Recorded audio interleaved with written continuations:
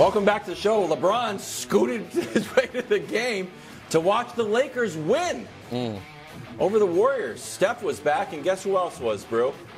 Dominant Anthony Davis. Wow, throw on a Pelicans jersey. 39-8. NBA champion Antoine Walker making his first things first Renaissance debut. Afternoon debut. Yes. Well, great, Antoine. We're going to start with Nick here with a question that is literally going to blow your brain out of your ears.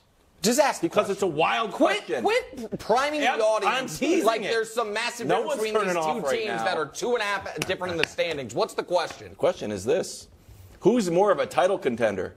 The Lakers, who are below 500, or the Warriors? Okay. Title contenders. Right, so this is very, very easy. And I want to make it clear because Wild's been trying to prime the audience for 21 minutes like I'm picking the Lakers to win the title or I'm picking the Lakers to make the finals. I am not. But the Warriors have a 0% chance of winning the title.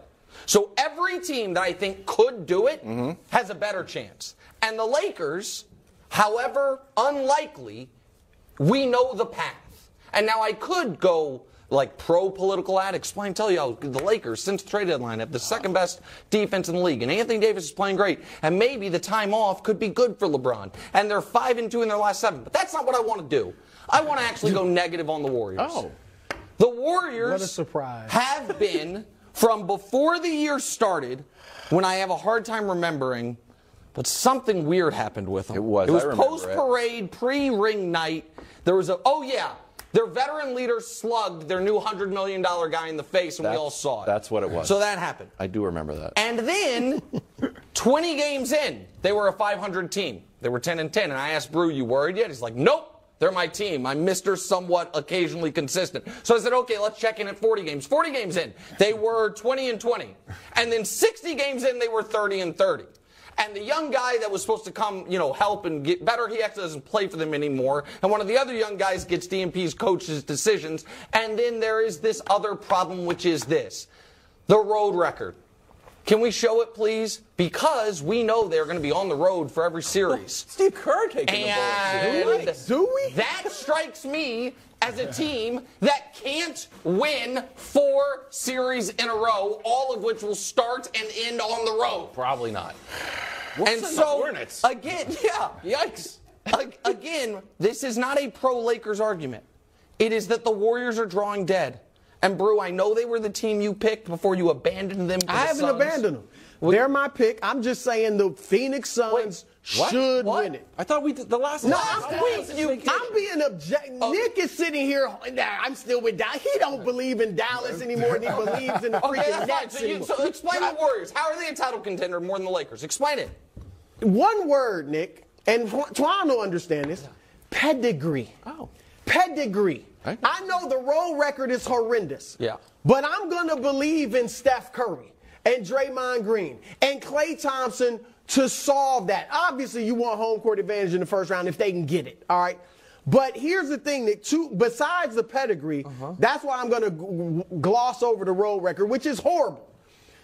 They are the best three-point shooting team in the league. They take more threes than anybody. They're 4th percentage-wise, and that's with Steph and Andrew Wiggins are both missing about 30 games. Their record doesn't change with or without Steph. They're 20-19 because he's in and out of the lineup. So you saying Steph Curry's not going to make a difference? No, what I'm saying is, no, I'm saying this year they are a 500 team with him and a 500 team without him. So are you saying Steph Curry will not make a difference? I'm saying this year he can't save the day. That's what I'm saying. He and Andrew Wiggins can save the day because the day is wide open. Because there's Denver and there's Memphis, which is imploding, and there are the Lakers that might not even make the freaking play-in, and there's Dallas, which added Kyrie Irving and doesn't play defense, and there's Sacramento, which is young as wild children. I mean, it is wide open in the West. Other than Phoenix, and they got health issues. So my point is, because of their shooting in today's NBA, and secondly, because of the style they play. With the ball movement and the passing, they lead the league in assists. They're one of only 2 teams with over 27 assists a game. Their style of play throws defenses off. Teams have a tough time guarding them when they're healthy. They didn't even have Andrew Wiggins yesterday and haven't had him for a couple of weeks now. And so with Wiggins assuming he'll be back, and he's supposed to, got a family issue, whatever it is. And Steph, I'm just saying, I feel as good about them as you feel about the Mavericks. That's for darn sure. And better about them than the Lakers, that's for sure. Go ahead, Antoine. Well, Golden State obviously with Steph and Clay, they're going to have a shot to make a deep run. But I don't think it's not going to happen. I think they need home court advantage. I think that's important for Golden State to be able to have an important Game 5 or Game 7 on their floor. And not able to have those games on their floor is going to hurt them.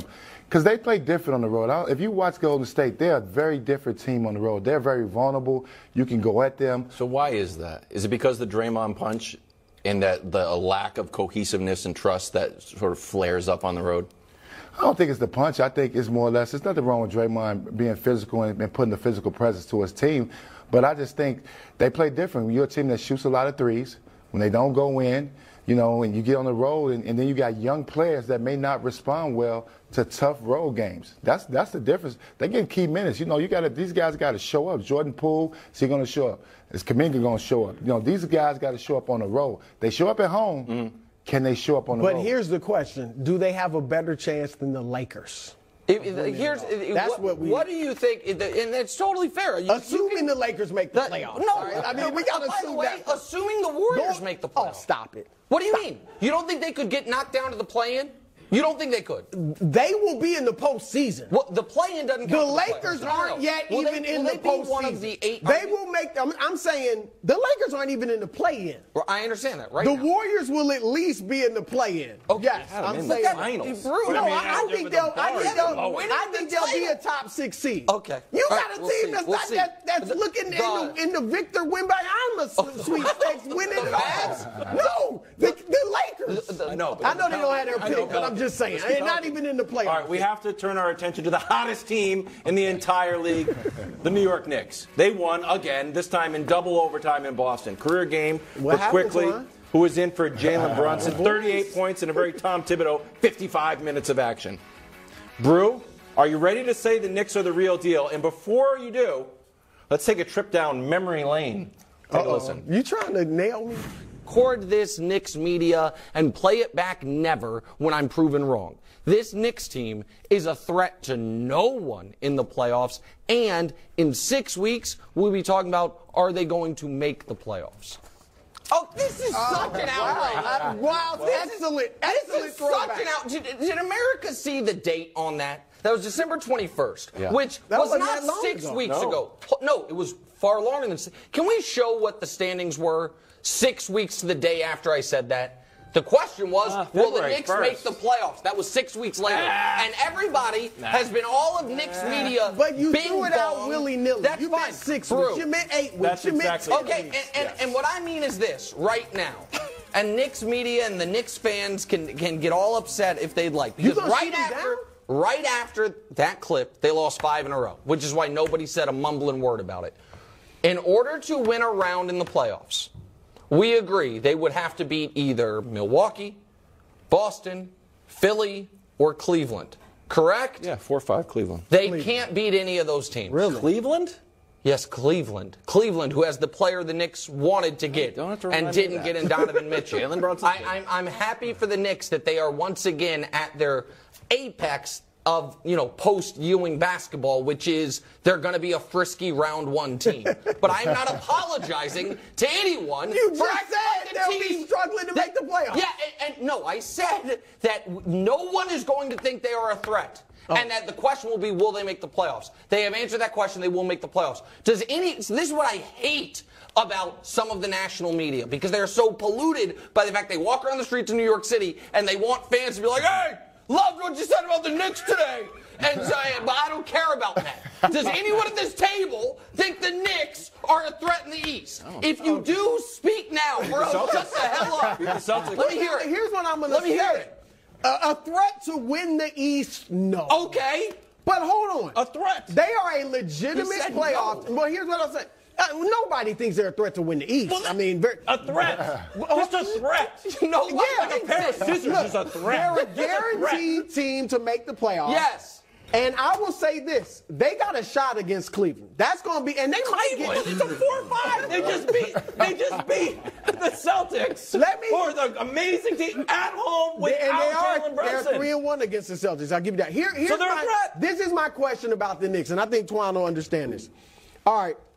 My issue with the Knicks, and I think Tom Thibodeau is a fantastic coach, particularly in the regular season. Because his team, he has his teams playing at a playoff level intensity in the regular season for all 82, and so they overachieve. And then in the playoffs, they don't have that extra level to go to like their opponents. So in his 7 years of making the playoffs, 4 of those years, he's ended his season by losing the lower seeds. So that I don't know. We saw it a couple years ago in Atlanta. They swept Atlanta in the regular season and got beaten 5 in the first. That's my question. Y'all got to keep it real. The personnel is not good enough to go deep. But just a first round, can they beat Cleveland? Now, that could be a good series. That could be a really, really competitive, good series. But their personnel is not good enough to make a deep run in the East. Don't get me wrong. He gets guys. One thing Tibbs does, he does a terrific job of getting guys to play hard, to buy into the system. Julius Randle's had a great year, playing well. Obviously, you know, R.J. Barrett's been improving, but they don't have enough talent to make a deep, deep run. They don't even have Derrick Rose in the mix anymore. Right. A couple years ago, Brunson's playing well. Yeah, Brunson's playing well, but you had Derrick in the mix. So I just don't think they can make a deep run. But they do play hard. Of course they can't. Everybody well, knows. We're not saying. Everybody. But Nick, go ahead, Wild. They can go on a run. No, what do you think? I think they can go on a run. What's a run? A run is a run. a run is dispatch of the Cavs. I'm with you there. But then they're going to make. Hold on, they're going to have to beat Boston or Milwaukee in the second round. They just beat Boston, and they can have a little Trae Young Hawks type. You know run. what hurts the Knicks? Everybody like playing New York. You know what hurts the Knicks? So they're going to show right. Like Trae Young a few years ago. Can I show my graphic real quick? Yeah, go ahead and do your little graphic. Here it is. Multiple 8-game winning streaks. Celtics who are really good. The Bucks who are really good.